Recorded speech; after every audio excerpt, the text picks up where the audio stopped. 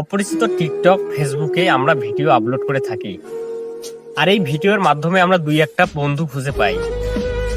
একটা লাইক, একটা কমেন্টের আশায় আমরা মোবাইল নিয়ে বসে থাকি। একটা লাইক, একটা কমেন্টের আশায় আমরা নিজেকে কতটা খারাপের দিকে নিয়ে গেছি আমরা নিজেরাও জানি না। একমাত্র মহান আল্লাহ তাআলা ছাড়া কেউ বলতে পারে না।